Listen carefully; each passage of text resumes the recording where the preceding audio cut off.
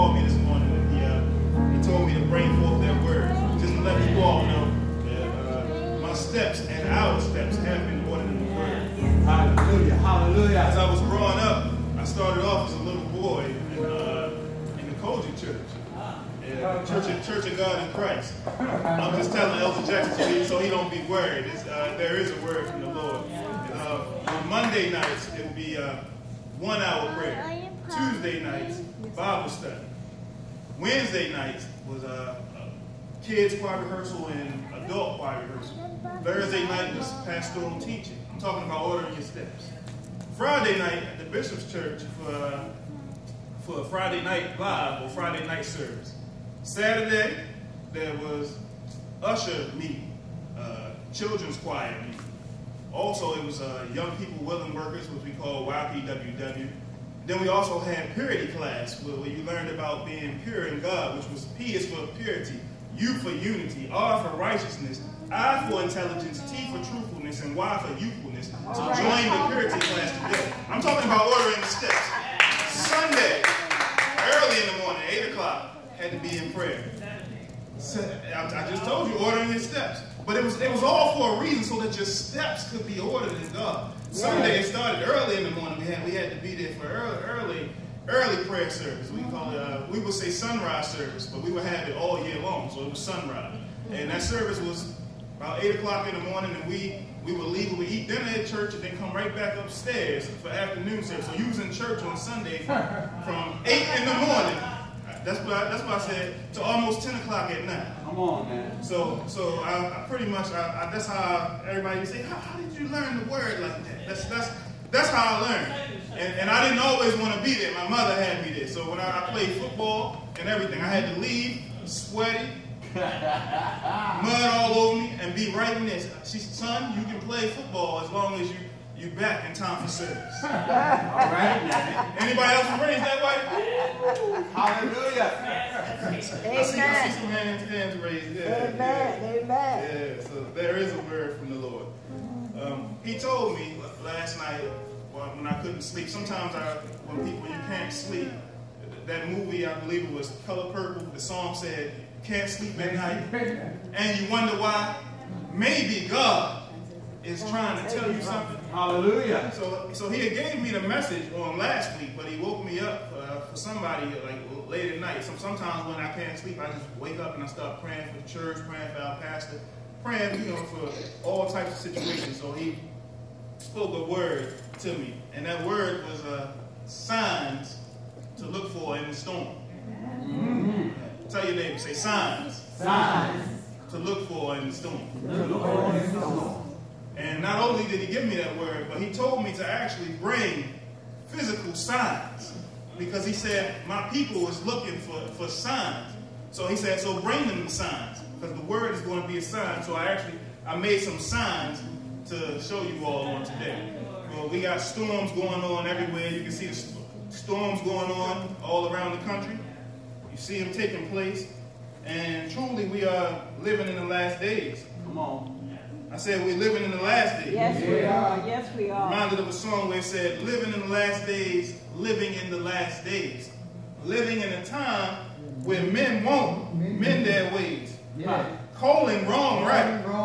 And calling right wrong. Yeah. Right. Truly, we're living in the last days. Yes, yes. So we see mothers against sons.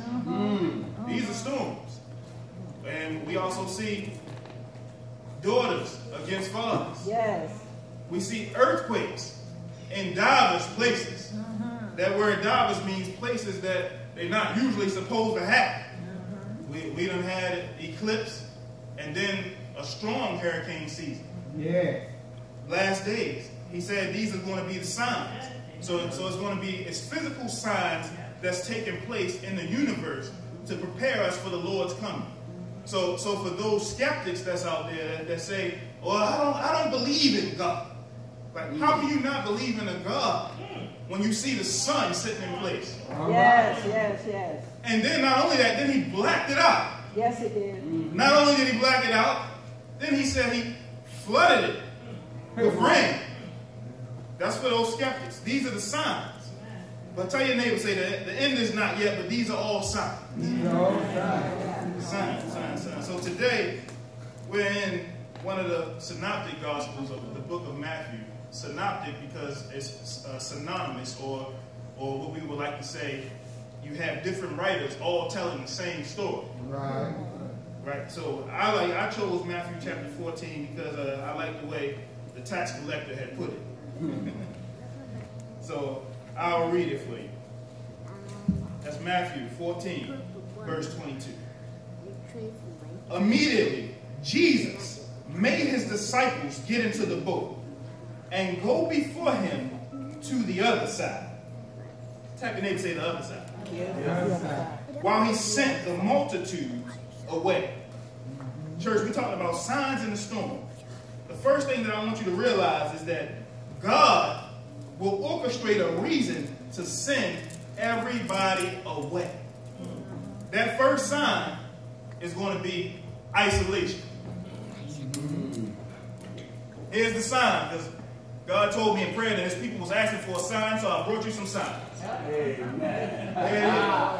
That's the first sign, isolation. Let's see what it says. Isolation, setting something apart from God, setting something apart from others, a state of separation between persons or groups, a feeling of being disliked and alone. Tap your neighbor, say isolation. Isolation. That's that sign. Right here in the text, we see Jesus. And it just told you that Jesus, it says that he made his disciples get into the boat and go before him to the other side. It says, while he sent the multitudes away. We find Jesus right here sending the multitudes away. Sending everybody, sending the crowd, everybody that was around him, he sent them away. He sent them away to the other side. So once he sent them away, it was just Jesus there by himself. That's isolation. How many people know that if Jesus had to be isolated, come on, if you follow him, you're going to be what? Isolated. My Lord. If you don't believe that, I'll tell you like this. John the Revelator, when he wrote the book of Revelation, he was placed on the Isle of Patmos. Patmos is an isolated place. He placed him into isolation so that he could write Revelation. He's placing you into isolation so that he can get a revelation to you. We're still talking about signs in the storm. So isolation is one of those signs that you're going to see in the storm. Why is everybody talking about me? Why is people not liking me? Why is it that I had friends that said that they was going to be there for me, but now they're nowhere to be found when I'm in the storm? They're isolated. They've been sent away. Sent away by who? By God. This is God's doing. God is sending these people away. God is causing these people not to back you. God wants you to be in isolation so that he can get a revelation to you. If he isolates Jesus, which is his son, he needed Jesus to be away from the multitudes at times so that he could speak to his son. That's isolation. God orchestrating a reason to send everybody away. Let's look at this next verse. And when he had sent the multitudes away, he went up on the mountain by himself to pray. Yes. I hear. By himself. Y'all hear that? Yeah. To do what? Pray. Listen to this next one. Get alone with God and increase your prayer life. It says that you have to go up into the mountain with God. Right here we find in the text that Jesus is going up into a mountain. To do what? Pray. To pray. The mountain represents that high place. That place where you go somewhere high in God so that you can get above your problem. The high place where God is seated. Is seated, like I said, above your problem. Sometimes when you're in a low place, all you can see is your problem. That's it. But when you go up into the mountain with God and you get to the high place, you can hear from God clearly. You're going to be able to get above your situation. So the next sign, church, is going to be rejuvenation.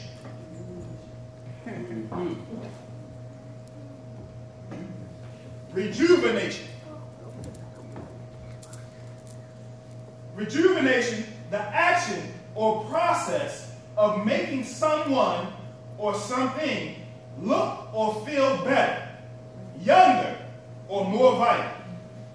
The action of restoring a river or stream to a condition characteristic of a younger landscape. That's rejuvenation. When you get up into the mountain with God, He's going to rejuvenate you. All right. You're going to start being able to hear things that you couldn't hear before. You're going to start being able to see things that you couldn't see before. Yeah. That process is called rejuvenation. Right. Let's look at this next one. Verse 24. But the boat was now in the middle of the sea, tossed by the waves, for the wind was contrary. Church, you have to realize that it's the same distance between your promise and turning back. For that particular scripture says, middle of the sea. I got to show it to you like this. That boat was placed into the middle of the sea, which means that if the boat is in the middle of the sea is now equal distance. So, which means that if you turn back, the shore is going to be an equal distance. If you go forward to the other side, type your neighbor, say the other side. The other side. It's the equal distance. So there's no sense in turning back if you're in the middle, because it's the same distance between your promise and turning back. So if you already came out to the middle, you might as well keep doing what? Because it's the same distance. Everything going so crazy in your life, you're in the middle of the sea. You're in the middle. That boat was right there in the middle. That means you're closer now than you've ever been before. I'm talking to somebody that's in the storm. You're closer now. And if you keep going, you will get to your promise, which is on the other side. Amen. It's the same distance. Tell your neighbor, it don't make no sense to turn back. Amen. Tell them. Amen. It don't make no sense to turn back if you're in the middle. Amen. I can see if you're still on the shore, okay, you ain't stepped out yet. But you right here in the middle. God said there's people was in a season where they're right in the middle. The boat was in the middle. So He said keep pressing forward. It makes no sense to turn back when you're in the middle. So for that sign number 3, we're going to talk about perception.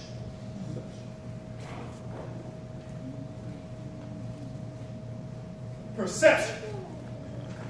Here's the meaning. The ability to see, hear, or become aware of something through senses. A way of regarding, understanding, or interpreting something. A mental impression. That's perception. The boat is in the middle, and you're dealing with distance. So that means that you have to perceive that distance. That means that you have to perceive that you are right in the middle of your storm. And that you can't turn back. Because it's an equal distance. You might as well press forward. Let me tell you something about storms and with perceptions. You're either going into a storm, you're either coming out of a storm, or you're already in the middle of a storm. That's how storms work. Right? It's called storm season. You're either going in, you're either in the middle, or you're either coming out. Go ahead now. Notice that when you're dealing with storm season, that means God ordained it because it's a season. Yes. So if you know anything about seasons, we're talking about perception right now. If you know anything about seasons, you have winter, spring, summer, fall. They always come, they follow each other because God told them to. Because they are seasons. They follow each other under the command of God. So you're either in the middle of one of those seasons, but you have to be able to perceive it by perception. So you're either going into a storm, in the middle of a storm, or coming out of a storm. Yes, sir. Storm season. Now watch this. We know that in the text, we're going to deal with it a little bit, that Jesus was out there on the water. We'll get to it. In the middle of storm season. Now watch this. Because God is God and Jesus is the Son of God, the storm didn't even stop. Even when Jesus was out there. That's right. You would think that the storm would be over when Jesus is out there. But no, the reason why is because God had ordained storm season, and God does not go back on his word. Because he said that it's going to be storm season is going to exist, even though Jesus is standing right there. Amen. Amen. Amen. Perception. My Lord. Stay with me, church. It gets better. It gets better. Verse 25. Now in the fourth watch of the night, Jesus went to them, walking on the sea. Y'all heard that? Yeah. Listen to this. Jesus is going to cause your prayer life to reveal the times. The fourth watch is between 3 a.m. and 6 a.m. The Jews divided the night into 4 watches of 3 hours each. The first watch began at 6. The second watch at 9. The third watch at 12. But the fourth watch, tell your neighbor, tap him, say the fourth watch. Fourth watch is at 3. That's 3 a.m. to 6 a.m.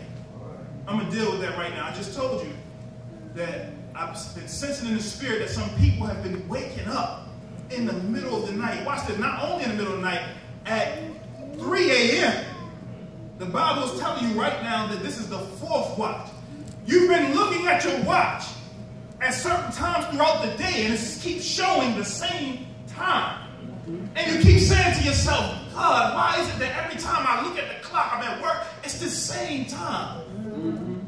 I keep seeing the same time. Why is it that I wake up in the middle of the night to go to the bathroom at the same time? And I look at the clock, and the clock is showing me the same time. I just told you the fourth watch is 3 a.m. to 6 a.m. This is important because 3 a.m. is known as the witching hour. I'm going to tell you what the witching hour is. The witching hour is the time where those who serve Satan, satanic prophets, they get up at 3 a.m. to hex the church. They get up at 3 a.m. faithfully to put curses on those who carry the gospel, to place curses, sickness, and disease at 3 a.m. upon the saints. So the reason you've been waking up at 3 a.m. to 6 a.m. in the fourth watch is because God is causing you to pray to combat the forces of evil. The fourth watch.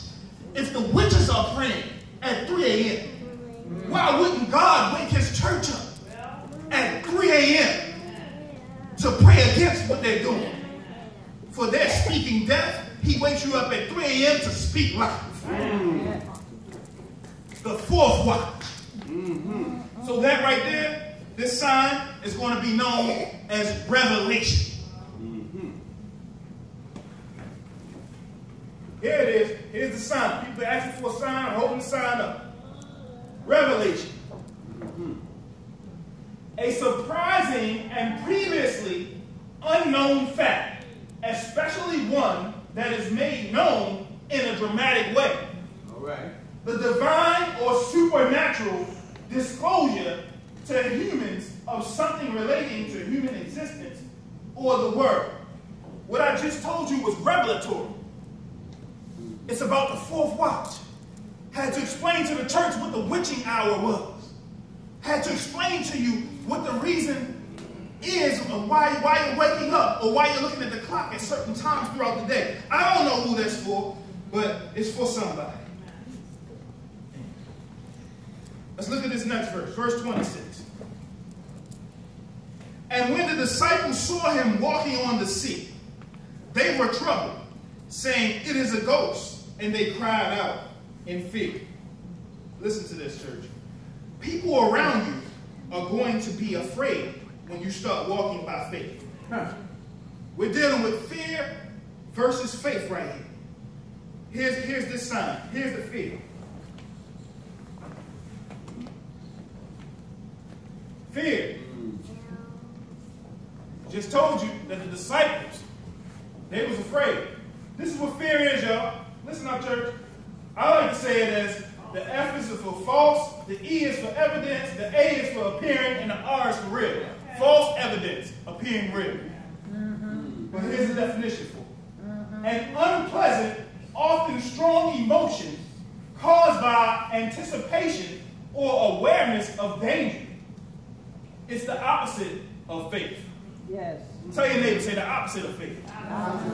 Is what? Fear. Fear. It's that false evidence appearing real. For in the text, it just told you that the disciples was on the boat. These are people that walk with Jesus. People that are in the presence of God. They was afraid. They right there in the middle. They know Jesus and they still afraid. Matter of fact, they cried out because they saw him walking on the water. And they cried out and they said, "It is a ghost." Now, come on, church. If you was in the middle of the sea in a boat and you see a figure that looks like a man and it starts walking. Yes. All the way towards you. You can't quite make out what it is, but you see a man walking towards you. These are the disciples. They were around Jesus 24/7, still scared. They said, "It is a ghost. It's got to be a ghost. I think I'm seeing things." But this is what you got to do, church. Here's the other sign. Y'all see that one? Faith. I like to say faith like this. For all, I trust him. F is for, A is for all, I is for I, T is for trust, H is for him. It says complete trust or confidence in someone or something. Strong belief in God or in the doctrines of a religion based on spiritual apprehension rather than proof. I like what Hebrews says. Hebrews says, now faith. When? Yesterday faith? Now. Tomorrow faith? Right now. Now faith is the substance of things hoped for, the evidence of things not seen. That was fear versus faith, y'all. Let's look at the next verse. Verse 27. But immediately Jesus spoke to them, saying, "Be of good cheer. It is I. Do not be afraid." Jesus will be speaking to you to let you know he is there. Amen. This sign, is we're going to call this assurance. Assurance. And here's what assurance is. A positive declaration intended to give confidence. A promise. Confidence or certainty in one's own abilities. I like what the song said. Blessed assurance.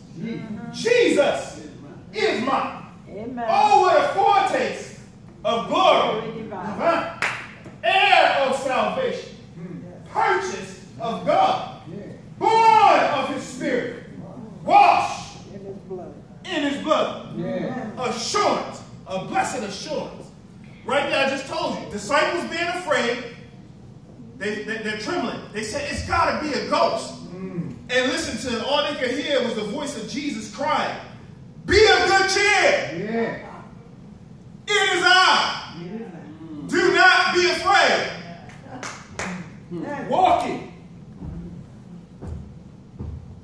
on the very thing that the storm is shaking. Your problems, your troubles, your situations. Jesus is walking right on top of it. In the midst of the storm. He's walking right on top of it. walking towards them. Now watch this. They thought it was a ghost because their physical eyes couldn't see him clearly yet. But all they could hear was his voice. Yeah. What did the voice say? It is I. Amen. Be of good cheer. Do not be afraid. I'm going to tell the other side. It is I. Yeah. Be of good cheer. Yes. Yes. Do not be afraid. They couldn't see him, but they hear that voice crying. That's assurance, church. Yeah. Blessed assurance. Yeah. Hallelujah. I'm going to get to the preaching a little bit, but I got to teach you some things. Verse 28. And Peter answered him. It's always one, y'all.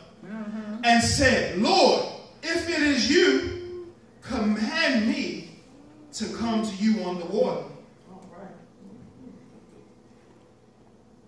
Let me tell you something. So he said, come. And when Peter had come down out of the boat, he walked on the water to go to Jesus. But when he saw that the wind was boisterous, he was afraid. And beginning to sink, he cried out, saying, Lord, save me. And immediately, somebody say immediately, Jesus stretched out his hand and caught him and said to him, O you of little faith, why did you doubt? And when they got into the boat, the wind ceased. Then those who were in the boat came and worshipped him, saying, truly, you are the Son of God. I have to show it to you like this, church. Jesus walked on your situation, right on top of that water. Need you to see it. As he's walking, the disciples couldn't make it out through their physical eyes that it was him. So, Jesus began to speak. It is I. Be of good cheer. Do not be afraid. Now watch this. He spoke that word. Who heard it? The rest of the disciples on the boat was afraid. One of them, by the name of Peter, he heard the word. He couldn't see Jesus, but he heard the word speaking. So he said, Lord, I can't see you, but if it's you. See, let me tell you something, church. I'm not amazed by the fact that Jesus was walking on the water. He's the Son of God. I know that he can do that. All power is in his hand. But this is the part of the story that amazes me is the fact that Peter, because he's like me and you. He's all human. Peter heard the word, and now he says, if it is you, allow me to do the same thing that I see you do. Amen. So now, he says, okay, watch this. Jesus said, you want to do what I do? He says to him, one word. One word he speaks. One word from God. He says, come. All right. So here's the next sign, church. All right. The word come. All right.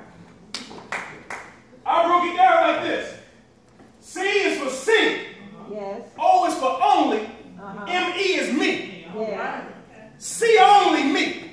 That's what Peter was looking at. He's looking at Jesus. Yeah. So he can see only Jesus. That's what God wants you to do. God wants you to see only me. That's right. Stop looking around for everybody else. See only me. Matter of fact, it's so powerful because when he kept his eyes on Jesus, Come He was on. all right. he was still able to walk on that water just like Jesus. That's right. The minute he took his eyes off, Amen. it said that he began to sink. That's it. Let's deal with that for a second. He didn't sink, which means he didn't go to the bottom of the water. He began to sink. The storm that you're going through right now and you thought that you were sunk, it just says that you're beginning to sink. Why? Because you took your eyes off Jesus. Yes. Go ahead, Amen. Once he turned his eyes back to Jesus, Jesus reached his hand out and grabbed him. Yes. Because Peter cried out, Lord,